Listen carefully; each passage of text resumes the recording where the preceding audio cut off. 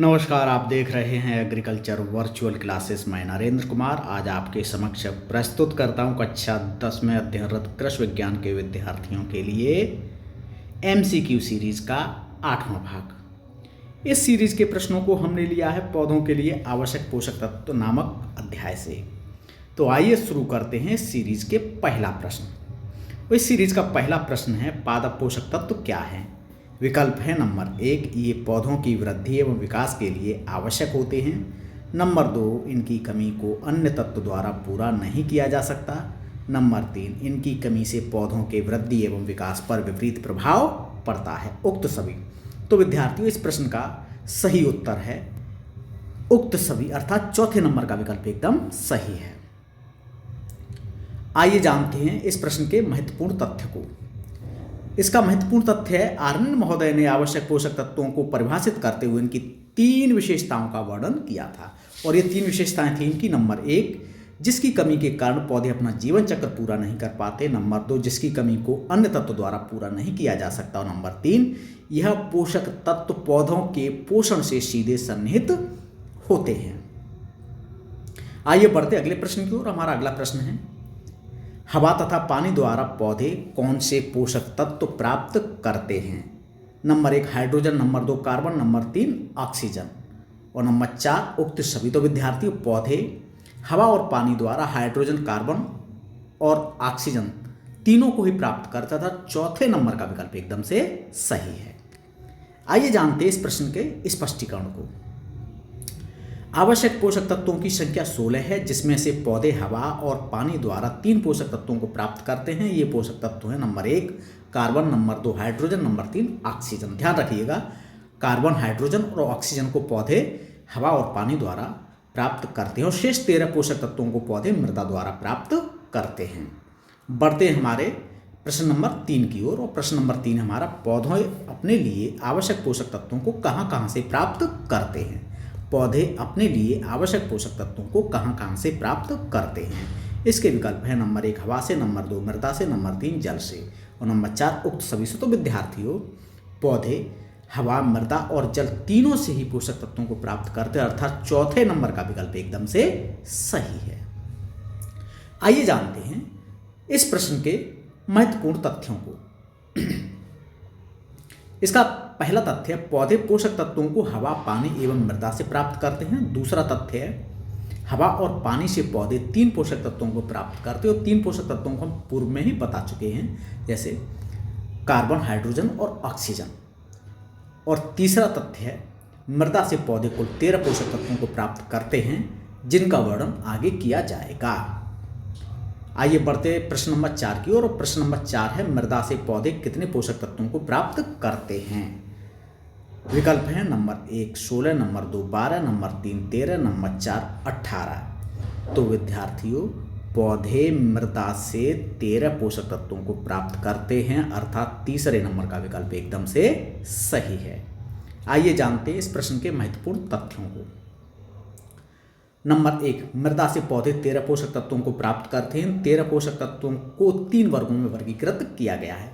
मुख्य पोषक तत्व अथवा प्राथमिक पोषक तत्व, नाइट्रोजन, फास्फोरस और पोटास। ध्यान रखिएगा, मुख्य पोषक तत्वों की श्रेणी में नाइट्रोजन, फास्फोरस और पोटास तीनों को रखा गया है।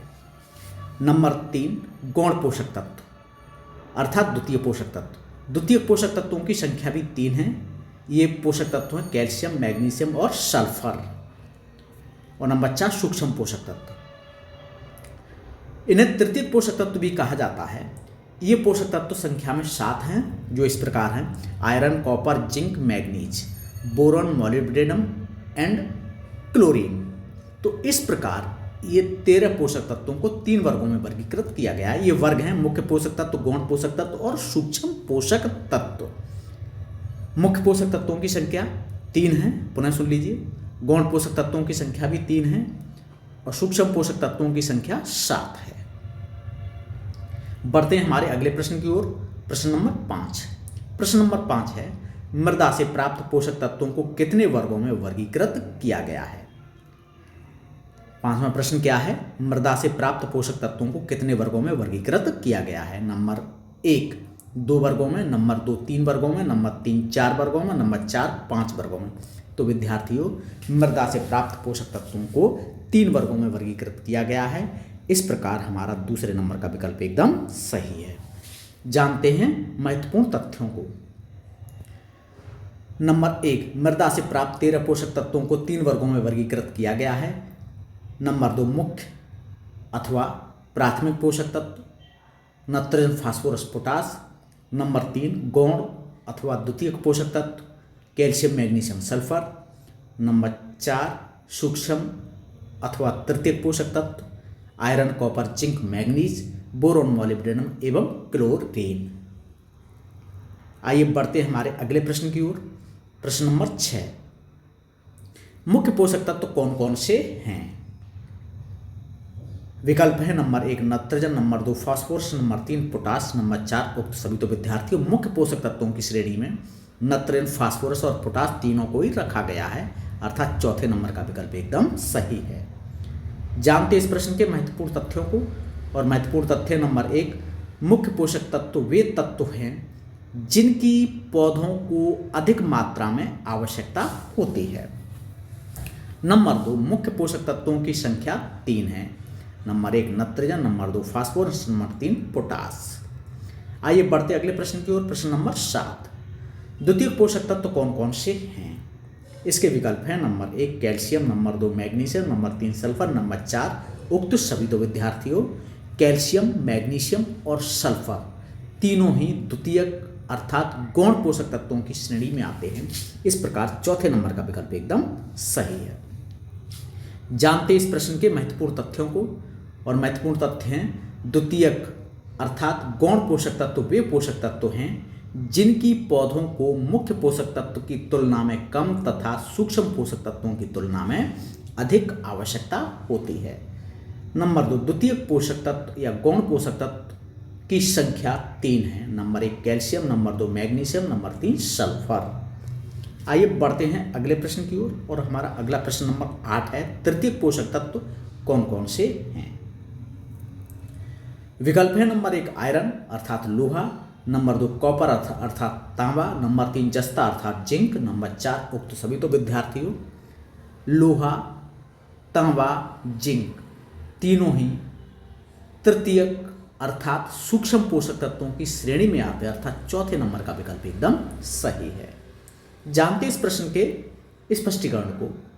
और इसके महत्वपूर्ण तथ्य हैं तृतीयक पोषक तत्वों की श्रेणी में 7 पोषक तत्वों को शामिल किया गया है। Iron, zinc, copper, manganese, boron, molybdenum एवं क्लोरीन। विद्यार्थियों, तृतीयक पोषक तत्व क्या होते हैं? आइए जानते हैं। क्या वे पोषक तत्व जिनकी पौधों को अल्प मात्रा में आवश्यकता होती है या सूक्ष्म मात्रा की आवश्यकता होती है, इसीलिए इन्हें सूक्ष्म पोषक तत्व भी कहा जाता है। चलो आइए बढ़ते हैं अगले प्रश्न की ओर। और अगला प्रश्न नंबर 9, तृतीयक पोषक तत्वों की कितनी संख्या है? Number 1 10, number 2 13, number 3 7, number 4 3। तो विद्यार्थियों, तृतीयक पोषक तत्वों की संख्या 7 है। तृतीयक पोषक तत्वों से आशय सूक्ष्म पोषक तत्वों से है और सूक्ष्म पोषक तत्वों की संख्या 7 है।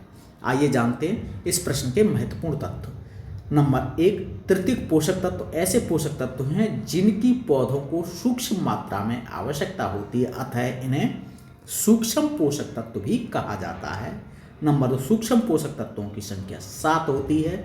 नंबर 3, धान का खैरा रोग जिंक की कमी के कारण होता है। ध्यान रखिएगा, धान का खैरा रोग एक सूक्ष्म पोषक तत्व है जिसे जिंक या जस्ता कहा जाता है, जिसकी कमी के कारण होता है। आइए बढ़ते अगले प्रश्न की ओर।